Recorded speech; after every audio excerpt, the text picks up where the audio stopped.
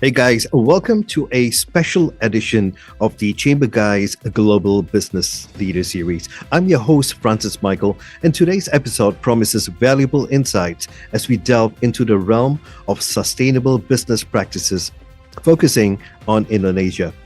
Our distinguished guest today is Mr. Moshe Rizal, Chairman of the Investment Committee at ASPERMIGAS, and he's a driving force in Indonesia's sustainable development efforts.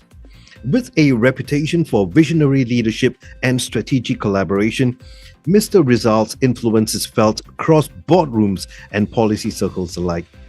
At the forefront of his endeavors is the concept of the trilemma, emphasizing the crucial balance between energy security, affordability, and transition. This guiding principle shapes Indonesia's path towards sustainable growth, ensuring economic prosperity while prioritizing environmental stewardship. During a recent discussion in Jakarta, Mr. Rizal shared invaluable insights drawn from years of dedicated leadership.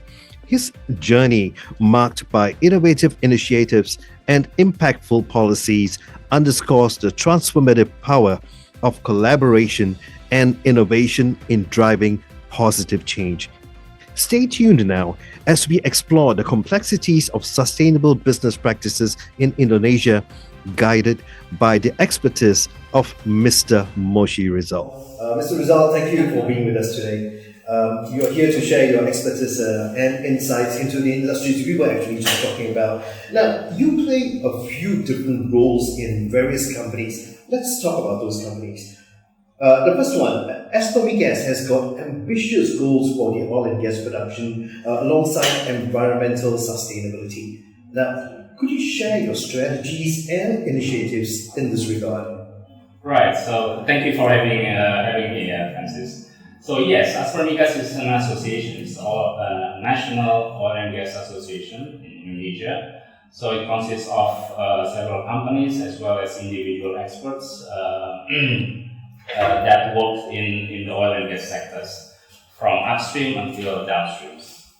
Our main goal will be, of course, to have a partnership with the government. So we are very close with the government to actually help them to make new policies and so on and so on. So we provide inputs, we also introduce new technology and partnership with the government. Partnership with all the stakeholders in the industry. So, of course, these are the things that we look through, and our main targets will be how to actually increase Indonesia energy security, but on top of that, how to actually remain sustainable.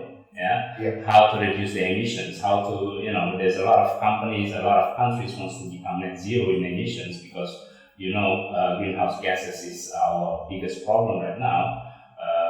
So we want to make sure that we still have that energy security by increasing our energy productions in Indonesia, as well as how to give input to the government so that we can actually lower down our emissions and become net zero.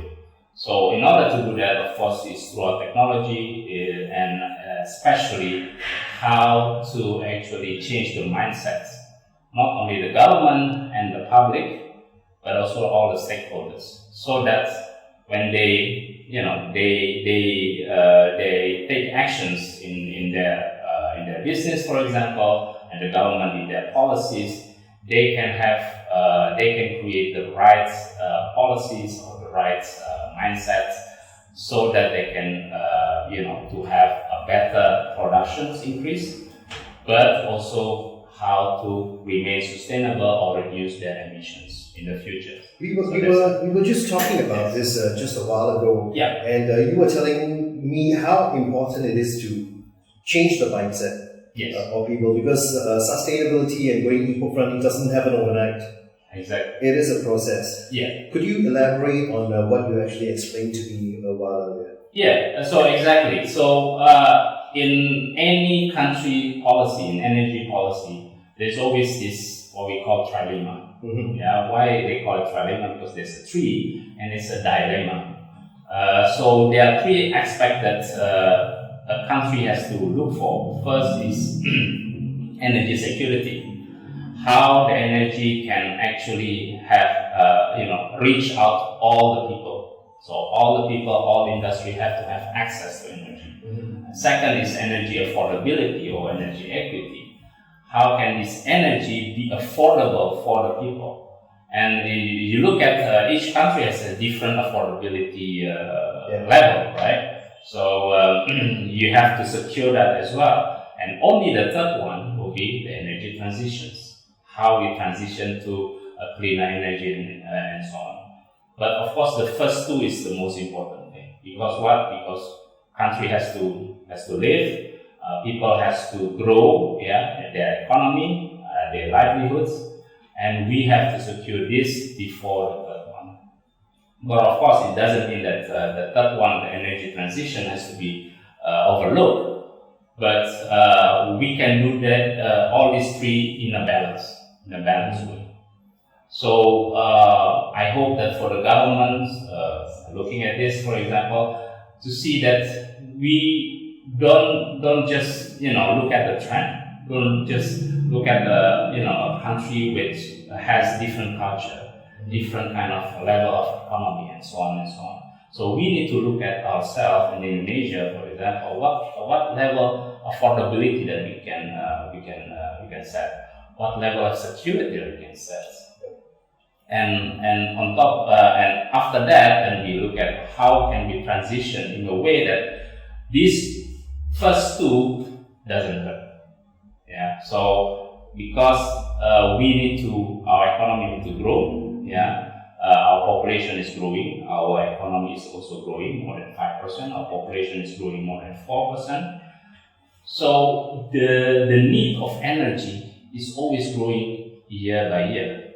So in terms, for example, the use of fossil fuels, even though because of implementation of renewables along the way and sustainable energy along the way, of course the percentage of the usage of demand of fossil fuel will reduce.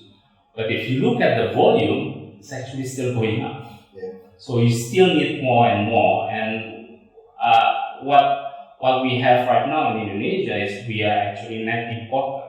So we import more than we actually export in our, especially on our energy, especially for fossil fuels like oil and gas. So we are actually net importer. So we need to fix that because it hurts a lot of our PDB, our economy.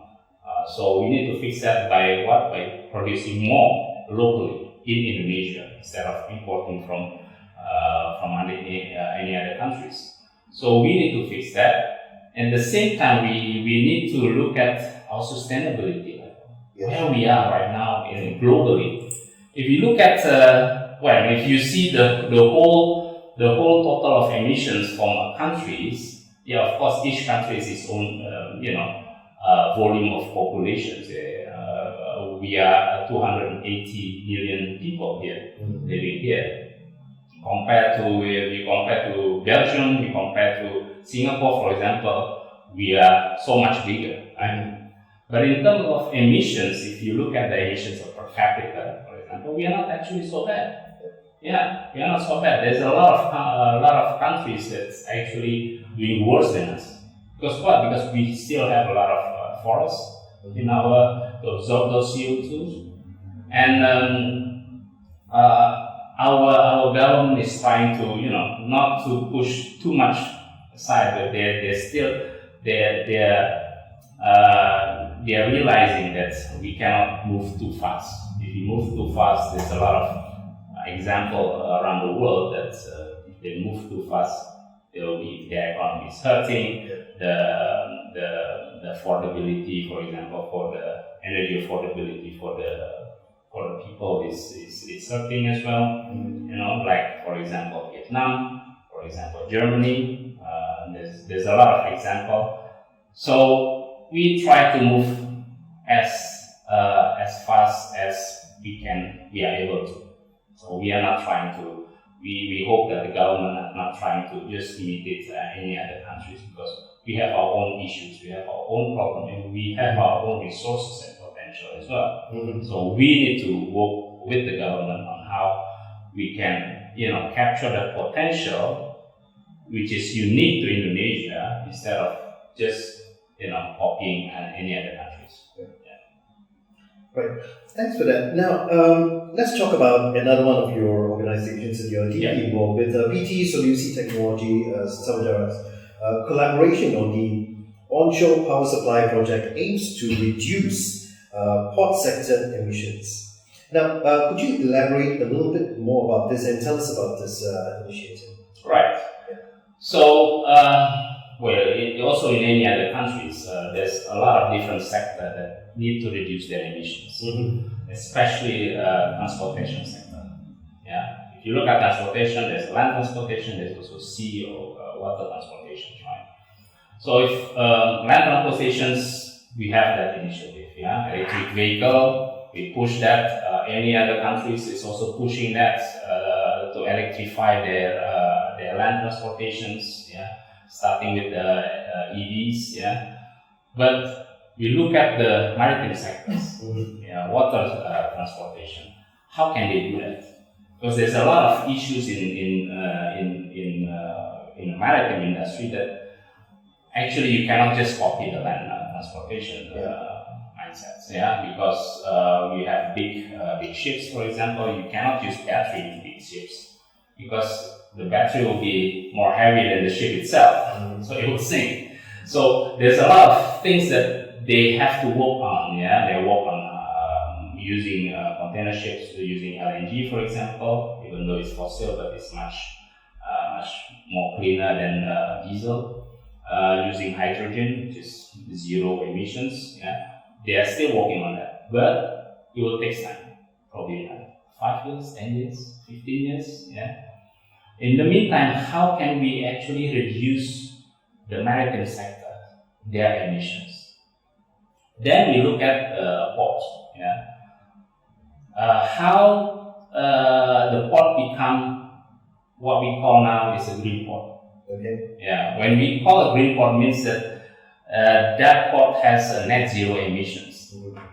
And then we look at the emission itself, where the emissions come from, right? In the port itself, yes, we have the emissions from the ports, tractors, cranes, and so on, the buildings, all contribute to emissions. So you can do that by electrifying your cranes, electrifying all your mode of transportation within the port itself. But that only counts probably a bit more than 20% of the emissions. Right. And what are those big emissions? More than 70% are coming from the ships. You know what? Because the ships, when they dock into the port, they don't turn off. The only time the ships turning off their engine, both main and auxiliary engine, is when they are in repair. Right. That's it. So ship doesn't turn off their engine anytime unless they are in repair or in maintenance or whatever it is. So they do loading and unloading, the crew is still inside, you cannot turn off the ships. When they turn off the main engine, but it's still on the auxiliary engine. And all of that they're using diesel. And in Indonesia, for example, our biggest port, Tanjung Priok, the average times of docking is more than 35 hours. Okay. Average times. Okay. So it's more than a day. Right? That's average. Some is faster, some is not. So while they are staying more than 35 hours in the dock, they're using the engine. They are burning fuels. They are burning diesels. Emitting greenhouse gases. And greenhouse gases is not CO2. There is also even more dangerous greenhouse gases than CO2. There is NO, there is SO. Those kind of thing is they're emitting every single hour, every single second. Right. So how to do that? How to actually limit their emission? How can they turn off their engine totally and still have power? Is by switching to electricity from the shore. So That's you why have they a call it facility. onshore power supply. Right. We provide the technology as well as the investment through our company, DTSDS. So this is what we are doing. So we are allowing the ships to turn off their engine and then and then use electricity instead, and save the environment. But the thing is, this is not a new technology. This is very old technology. So it's been there since 10-15 years. Mm-hmm. And why it's not massive? Because in Europe, for example, in Europe, in US, or in any other country, Western countries, for example, they try to implement this. The ships, when they use electricity, they're actually losing money. So they pay more in terms of electricity compared to they pay in diesels. Mm-hmm. So they lose money. Nobody wants to lose money. No business wants to lose money, of course, right? So this Western country, they're struggling to how to implement this in the way. And Indonesia is very unique because what? Because the gap between the electricity and the fuel of diesel fuel is actually quite large. Right. So we have enough room to make this project economic in Indonesia. Probably, I don't know whether it's the only country that's going to be economic, but hopefully we can make this thing in full scale in Indonesia and probably the first in the world. Fantastic. That's really, really good to know. Moving on, let's talk about PT Radian Technology Global. Yes. Yeah, at this company, you're focusing on emission management. Yeah. With a Belgian service provider. Yes. What steps are you taking to assist businesses in reducing their carbon footprint? Right. So if you look at how a country manages emissions, how the country reduces emissions, and then you look at, do we have any other example out there where policymakers, the government, has managed to reduce a lot their emissions successfully by using policies. Mm-hmm. And one of the countries which is very successful in reducing their emissions is actually Belgium. So when you look at Belgium, okay, what are the things that we can capture from there? And we have this company called Intero, the sniffers. Yeah, the sniffers means sniffing. Yeah. So they implement. The company has been in existence more than 20 years already. Mm-hmm. So they are one of the leading company in management, emission management. Right. So they're servicing a lot of group around the world. And the first thing that we need to bring is this company to Indonesia, and then how to penetrate the market is by changing the mindset again. Mm-hmm. Again, we're talking about mindset here. How can we introduce this company or this initiative, or maybe take an example from Belgium, how they managed to successfully reduce their energy just by doing policies, and put this mindset to our government officials so they can have the right policies instead of just copying what is out there. Right? Mm-hmm. So the thing is, in Indonesia, we are talking a lot of CCS, carbon capture and storage. It's a big thing right now. It's been 2 years. Since 2 years, we're talking a lot about that. But that's a really big step. Because what? Because CCS project costs billions of dollars. And not all investors wants to do that. Not all industry wants to do that, because it costs a lot of money and it's pure cost. There's no profit, there's no commercial value on that CCS. There is, but a bit small. If you put you as the utilizations, when you drink Coca-Cola, you use there's a CO2 inside, right? When you drink, so you can use that, but it's a very small amount. So there's not much commercial value on that one. Mm-hmm. So it's a too big thing. So we look back into what Belgians do. Yeah, what they did is they implement a policy where every company, every industrial in Belgium has to report their emissions. just by doing that. Right. Reporting their emissions, and then they are not penalized if their first report shows a big emissions. It's okay, as long as on the next year there's an improvement. But it's mandatory for them to report. It's mandatory for them to report for all companies, whether it's a manufacturing company, whether it's a petrochemical plant, and so on and so on. They have to report that. And by reporting that, they have changed their mindset as, okay, it's okay, the government doesn't penalize us by having so much emissions as long as we make improvements every single year. So this is what they're doing. And they base their reports based on the actual measurements, not just calculations. What we are doing here in Indonesia is just still in calculation mode. We are in still calculation. So we're just calculating, we're just estimating, we're not really taking new measurements. So this company in terrorist efforts is actually doing the reporting by doing the measurements. So they are certified by the government, they are certified by the UN, United Nations. The UN has also an initiative to reduce emissions. Yeah, so they are really well known, and they are providing that. So we kind of create this mindset to the government and say, hey, stop calculating, start measuring. Yeah, we have already our Ministry of Environment that issuing a regulation, so Ministry decree that state MRV. Measurements, reporting, and verification. And these are the things that we can push.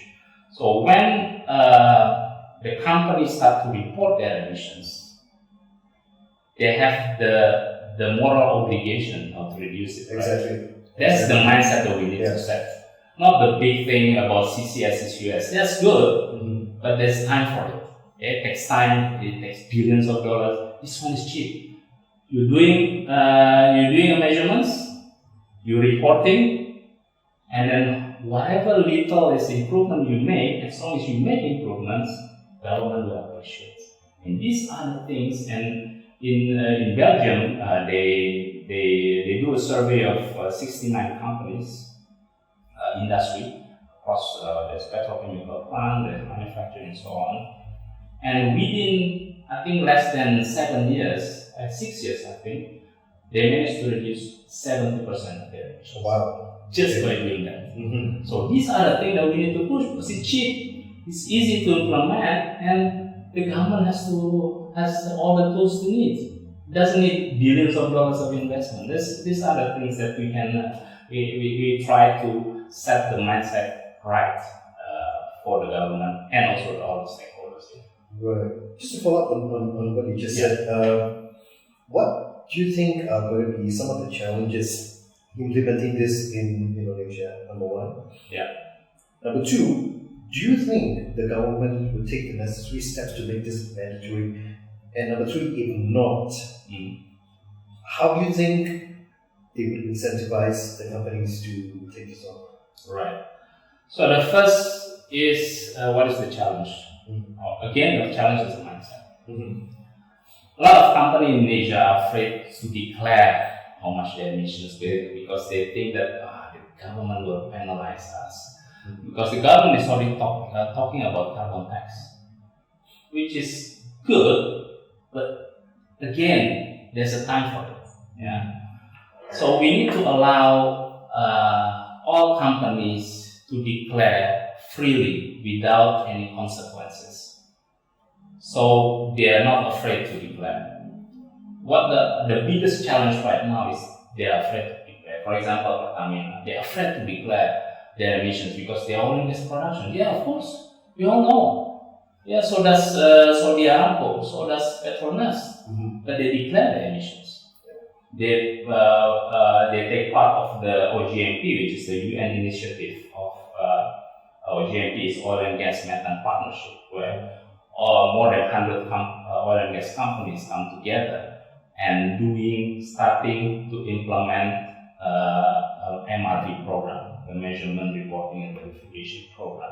For what? Because for them to have a tool to how to reduce their emissions. So that's the biggest challenge. Because is taboo in Indonesia to declare bad things about your company, right?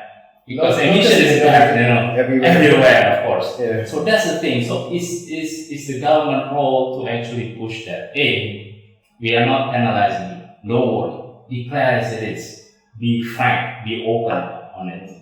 If we are open to in all our challenges or bad things, of course we can try together to find solutions, right? Mm-hmm. How can we find a right solution if we don't want to declare our own mistakes or bad things or emission and so on and so on. So that's the biggest challenge.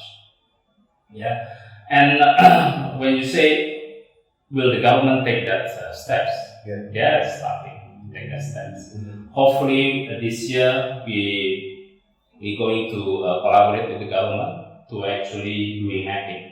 Okay. Yeah, especially on methane, because methane is actually worse than CO2 in terms of greenhouse gases. Methane is in the UN calculations is 28 times, but in the real calculations is actually 86 times more potent than CO2 itself.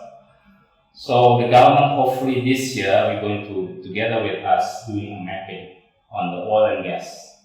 So we do a pilot projects, a few pilot projects, and then see we can try to create how big is our emissions in oil and gas sectors.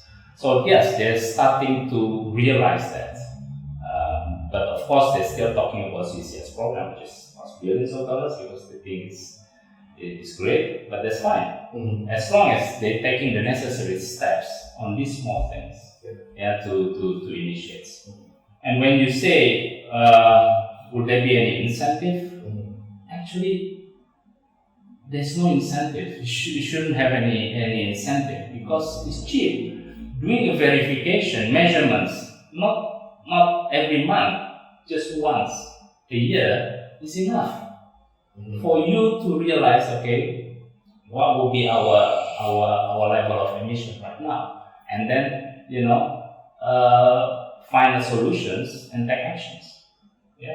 So there's no need incentive. The incentive probably you're talking about is how the government say bluntly that there is no penalty or there is no consequence at all for any company to declare the emissions. That should be incentive. That should be an incentive, big incentive enough to for this to actually take off.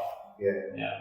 Now you just spoke about Belgium. Yeah. Let's talk about how you leverage UK technology towards sustainability. Right. So we are in collaborations with a UK company, Viva. It's a digital transformations company. It's among its top 3 biggest in the world.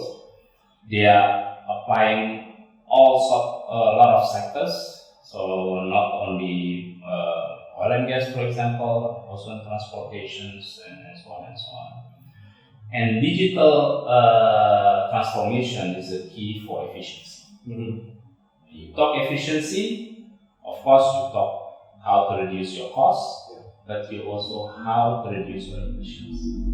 Because the use of energy will be lower, and then at the same time automatically you reduce your emissions. So we are talking about digital transformations, we are talking about sustainability as well. Yeah.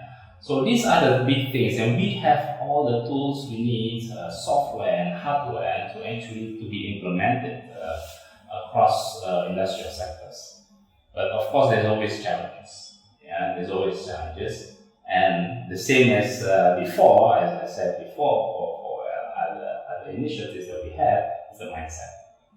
It's always the mindset. There's always the mindset. Yeah. There's always the mindset. The biggest challenge in digital transformation is where people think that digital transformation is all about cost. For us, we want for all stakeholders to think that digital transformation is actually an investment, where you will get your money back as soon as possible because you are implementing digital transformation. So yeah, of course it's not cheap. Yeah, there's always a cost of it. You can start with a small one and then go to a big one, but you will feel the economic advantage. You will reduce your downtime, you will reduce your maintenance costs, you will reduce your operational costs, you will reduce your energy consumption, for example, all for the benefit of economy as well as environment. So this kind of mindset we have to set to all the stakeholders, not only the government but also the industrial players. Yeah? That digital transformation is not a cost, it's an investment. So that's the thing. Okay, you have another organization that you are deeply involved in, Cognito Limited. Yes. And you invest in green projects through this organization. Correct. Yes. Could you give us some examples of some of these projects that you are involved in, as well as their impact on greenhouse gas emissions? Right. So Komodo is a what we call it a boutique investment firm. We are in partnership. So our company, financial advisory in Indonesia, called PPIE, is in partnership with Komodo. Okay. Komodo is a boutique investment firm. They are private equity / asset management firm. Currently, they manage $10 billion asset under management within their portfolio, and that covers not only renewables, actually, not only sustainable project, but also non-sustainable project. Mm-hmm. So Komodo focuses more on the infrastructure projects. So infrastructure, power plants, hospital as well. We are not so into mining, for example, mm-hmm. but we are focusing on more on toll roads, for example, airports, seaports, power plants, refineries, smelters. Those are the things that we are actually focused on. So we do not measure our sustainability as such, because we focus on our economy, on our cash flows, and our partners who actually put money into our companies.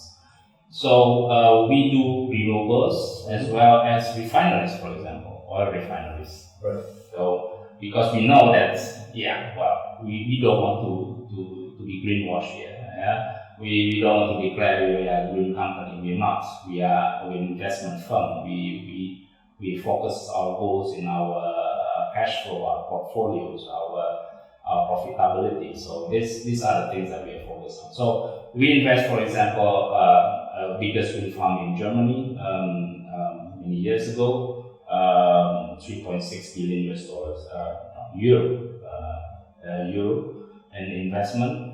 But we also invest in oil refineries in Iraq, for example. It's a $5 billion as well as $6 billion of their ports. That's for the transshipments. We do invest in LNG as well, LNG terminals in Bangladesh, for example. Mm-hmm. We do invest in wind farm, for example, also solar PV in Italy. So all across the board, we are focusing on profitability. Mm-hmm. But of course, we still have preference over renewables or sustainability project, because it's easier to actually get partnership, and it's easier to actually get investment from our partners in such. But we do a lot of things. We do ports. We do ports in South America, for example, in Colombia, one of the biggest. We do port in Vietnam. We try to do ports in Indonesia with Pelindo, but they have moved back their project. We invest in toll roads, for example, in Indonesia. Refineries, we are invited many times by Pertamina to invest in refineries. We are one of the shortlisted in their refineries. So we do a lot of things. It's not necessarily sustainable, it's not necessarily green, but we are focusing on our profitability this one. And helping, of course, the government to actually build their infrastructure. This is what Indonesia needs right now. We are building a lot of thousands of kilometers of toll roads in the last 8 years of President Jokowi presidential seat. Yeah. So we are helping that as well. We need energy security, for example. So we need to produce our own fuels in Indonesia. So the government wants to expand refineries in Indonesia. They've been trying to do that for the last 20 years, but never successfully. So we try to, help the government to invest in that area as well, help them with the investment. So we do a lot of things in that area. Yeah, when you talk about focus on profitability, of course you're not losing sight of your long-term goal of achieving 100% sustainability, but you're being very realistic. Exactly. That is the most important thing. Let's talk about carbon emission reductions, which happens to be a global challenge. And you work with various organizations under you. Now, how do you align all these companies to work with you towards the ultimate goal of sustainability? And I would also ask you, in the oil and gas industry, what measures do you think are the most effective to balance environmental impact and production output? Right. So basically, we look at gaps. Gaps in policy, gaps in our energy security, gaps in our sustainability. And we look at the things and what can we improve? How can the government improve itself? Because there's always a policy which is not 100% right.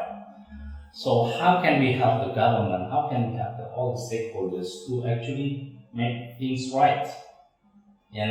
Align them with the right directions. Yeah, we all know that we want to reduce our emissions. That's the things. But again, going back to trilemma, energy security, energy affordability, energy transition. So we all look at and then what are the gaps? What are the missing gaps that we can fulfill and help the government and the stakeholders and the country to achieve that? Digital transformation, as I mentioned, onshore power supply, electrification of the maritime industry, that's one thing. Of course, and also investment in the infrastructure sector, renewables or non-renewables, as well as increasing our energy security by increasing the production. So we bring technology and investment into Indonesia for that. So these are the gaps that we try to fulfill, and all these gaps, there's the biggest challenges will be the mindset. It's always the mindset about this, mindset about that, mindset about energy security, mindset about that, digital transformation. These are the things. So we go through to our association to actually promote that. Try to not to criticize so much about the government, because yes, they are not 100% correct all the time. Of course, people make mistakes. We are all humans, right? Yeah. So we try to set them, into the right direction by, fulfilling all these gaps, all these gaps, and then so that they can, yes, they're still doing that, wrong path, but at least they're also doing the right path as well. So there's other things that we try to achieve in Indonesia. So sorry, what was the second question again? Well, we talk about the you just spoke about the carbon emission global challenge, right? So you're talking about the how effective are the measures in the oil and gas industry, and the specific initiatives that you want. Right. Yeah. So in oil and gas, there's not much actually they can do, because they're producing not the most will be the coal, right? But they're producing one of the most dirtiest energy there is, fossil fuel, oil and gas. Of course, gas is much greener than oil itself, but all around the world is still using oil as a mode of fuels, for our transportation sector, for example. So people still need that. EIA mentioned that there will be a peak somewhere in 2030 for oil, but the gas will still continue. Because I always mention in all the media they're saying that the gas is actually the best transition for any other countries that wants to do transition. Yeah, especially gas is abundant in Indonesia. There's a lot. All the new discovery, the giant discovery, are all gas. So those are the things that actually oil and gas sector can do, pushing towards gas, because for decades Europe is actually trying to do transitions for more than 20 years, 30 years, using what? Using gas. Yeah, US as well as Singapore. Singapore is most of the energy is actually fulfilled by gas. Yeah, electricity is like gas. So gas is actually the best transition there is. So that's the industry can actually focus more on gas, create demand in Indonesia so that the production gas can increase and the demand can actually increase as well, replacing coal and oil. So those are the things that can actually have a very big impact on emissions in Indonesia. That's one of the key factors, increasing demand. How to increase demand in Indonesia? Increasing demand means building infrastructure. Right. Yeah. Again, back to Komodo, for example, we are investing in infrastructure. So those are the things that the government has to support and build infrastructure as many as possible. Gas pipelines, LNG terminals, and so on and so on. That's one thing. Second thing, of course, all oil and gas can put solar PV in there, but how much electricity can they generate anyway, right? So not much they can do in that. Of course, the big thing, as I mentioned earlier, is on CCS. Yeah, carbon capture and storage is being initiated and led actually by oil and gas companies. Of course, there's always a reason behind that because they want still producing oil and gas, so they try to make a reason how to reduce their emissions. But CCS is actually good. It's a good technology. It's costly. It's purely cost. There's not much commerciality on that, but it's necessary to actually for us to maintain our production, but while reducing our emissions or limiting our emission by capturing and storage. And Indonesia has a lot of space. And you talk about storing CO2. We're actually storing underground in the reservoirs. So in Indonesia, there's a lot of potential area where we can actually store CO2. So Indonesia has a big potential for CCS in oil and gas industry, but it's going to be quite slow because it's $1 billion project. The first CCS project probably will be built by BP in Tangguh, next to Papua. It's a $2.6 billion project. Pure cost, no commercial. But of course, they offset that by selling their energy as a higher price because LNG, we call it green LNG, because there's a CCS project. But it's still a cost. So it's going to be slow, but it's going to be hopefully take up in faster pace on the way because the government is supporting that. So these are the things that they can do on that. But most importantly, and this is the most effective way to reduce emissions, is by declaring your emissions. Oil and gas companies outside, all IOCs, BP, Shell, they are declaring their emissions. They know, okay, this is our emissions, this is how I'm going to do next year to reduce it. Because without declaring your own emission, without being honest to yourself, right, you don't actually solve anything, right? Solutions always come when you're honest to yourself, right? So these are the things that MRV, measurements, reporting and verification is the cheapest way and the fastest way to actually reduce emissions. That's my take on oil and gas sector. These are the things that they can do, and we are pushing, and hopefully the government is realizing that. We are doing a pilot project in Indonesia, hopefully this year. So we'll see about that, and hopefully we are moving towards the right directions. Thanks for that. Now,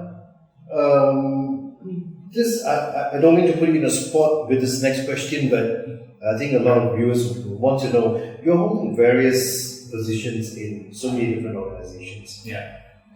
All getting towards the same goal of sustainability. In the long run, in the long term, you're getting there. Yeah. But when you balance economic interests with environmental protection, how do you strike a balance? There's always this struggle. It's everywhere. The struggle between economics and sustainability. Mm-hmm. How you balance? That's why, as I mentioned to you, we have to look for gaps. We have to look for a better way to do things, so we can reduce our emissions as well as maintaining our economy. So all our initiatives, for example, we're talking about onshore power supply, for example. Our initiative is to reduce emissions while making money. Mm-hmm. Because it seems that in Indonesia, project onshore power supply, unlike in Europe or in US, for example, is actually, it's feasible. So we are making money. So all our stakeholders, like the port operators, are having new business because they are selling more electricity right now. Our PLN, our electricity company, is happy because they also want to sell more electricity. They can do that. The ship owners are also very happy because they can save costs in Indonesia. Of course, in Europe maybe they don't save costs, but in Indonesia they can save costs by using electricity instead of diesel. So they were most likely to turn off their engine and use electricity instead. Yeah? Mm-hmm. And us, of course, our investment partners, we're also making money. So we designed a business model or business plan as such that we actually do not need any incentive at all. We don't need any incentive. The government, Japanese government has come to us. Do you want any grant? Of course, we want free money. You can take our carbon credit if you want. You can, but I don't need any incentive right now. Mm-hmm. You want to give me money? That's fine. Our government, do you need tax credit? No, we don't need.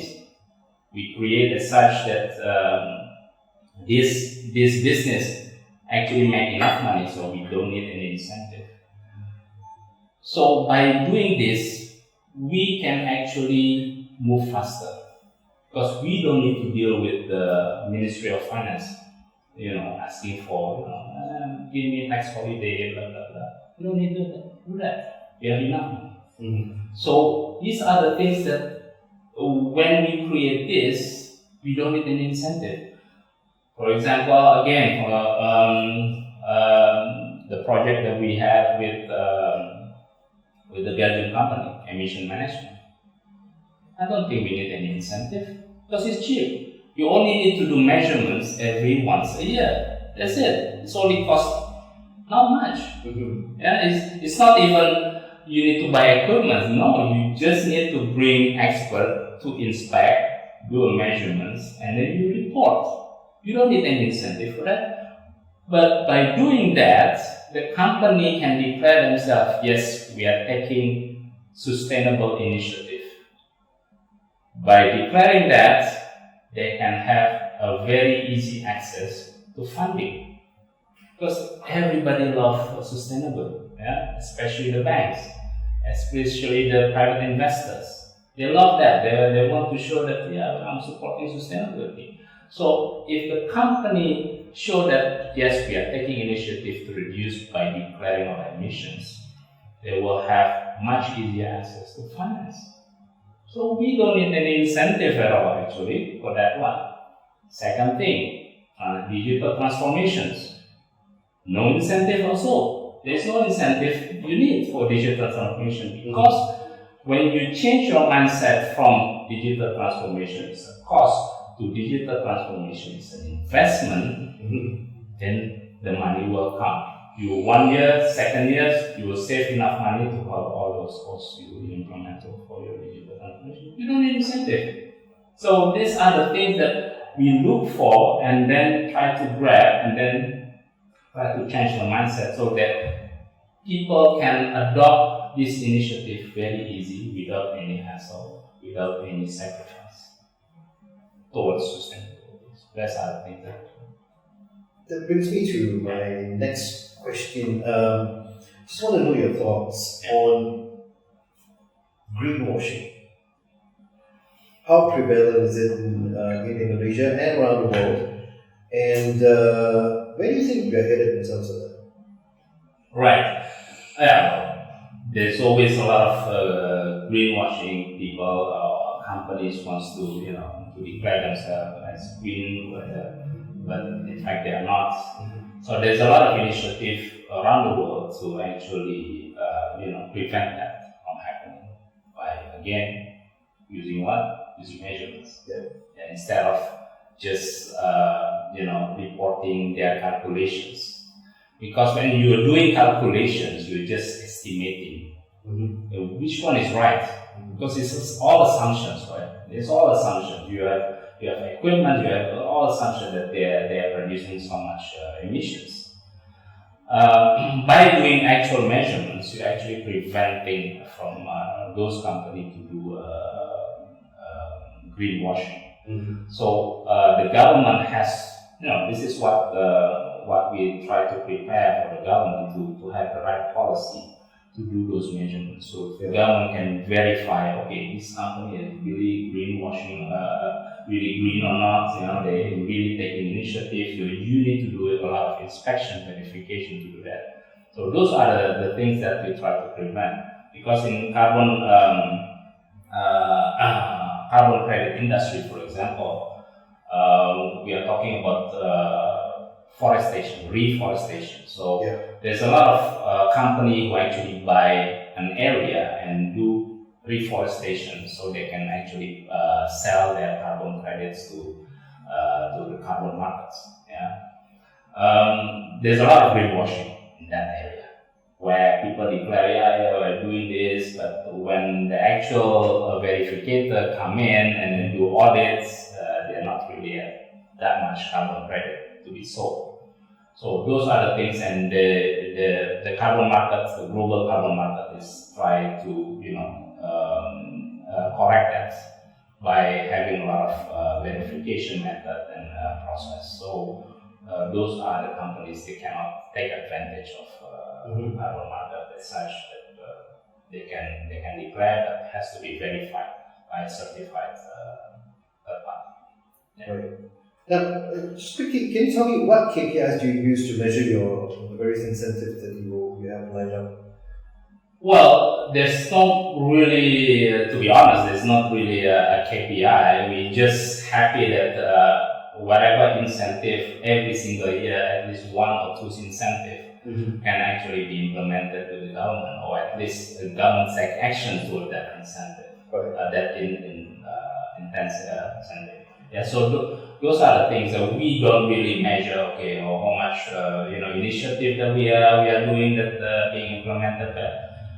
Because what we are doing is, when you like, for example, emission management, we've been talking to government for more than a year already, and then by the end, last year the government, let's do a pilot program this year. Those are the big thing for us. You see, big thing that yes, now the government realize that they have to do this because this will be the right directions.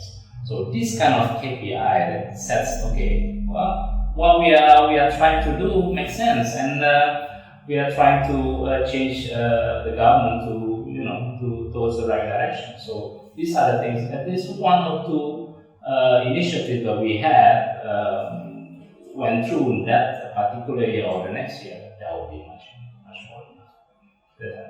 Right. Now, just before we go, we'd just like to ask you, what are your long-term goals for your various companies in contributing to the sustainable development of Indonesia's policies towards sustainability? And also, how do you plan on achieving that? Right. So each company has its own goal, for example. Of course, we have ASPERMIGAS. Our own goal is to be the closest partners to to the government towards achieving the right policy.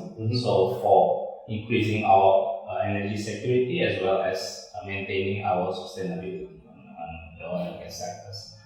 So that will be our long-term goal. So as long as we stay close to the government, we maintain our relationships strong with the government, we can provide inputs and we can help the government to actually bring new things to the table, and then bring new format, new